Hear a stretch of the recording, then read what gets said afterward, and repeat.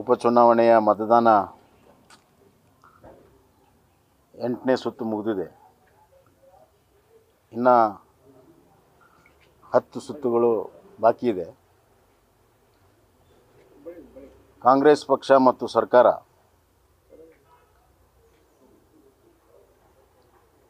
ತನ್ನ ಅಧಿಕಾರ ಮತ್ತು ಹಣದ ಬಲ ಪ್ರಭಾವ ಬೀರೋದು ಈ 9 ಸುತ್ತಲ್ಲಿ ಗೊತ್ತಾಗ್ತಾ ಇದೆ. ತೀವ್ರವಾದ ಪೈಪೋಟಿ ಕೊಡ್ತಾ ಇದ್ದಾರೆ. ಆದರೂ ಕೂಡ ಜನ ನಮ್ಮನ್ನು ಕೈ ಬಿಡಲ್ಲ ಅನ್ನುವಂಥ ಒಂದು ವಿಶ್ವಾಸ ನನಗಿದೆ. ಬರುವ 10 ಸುತ್ತಲ್ಲಿ ವಿಶೇಷವಾಗಿ ಸವಣೂರು ನಂತರ ಭರತ್ ಬೊಮ್ಮಾಯಿ ಅವರು ಮತ್ತೆ ತಮ್ಮ ಲೀಡರ್ನ ಸ್ಥಾಪನೆ ಮಾಡ್ತಾರೆ ಅನ್ನುವಂಥ ವಿಶ್ವಾಸ ನನಗಿದೆ.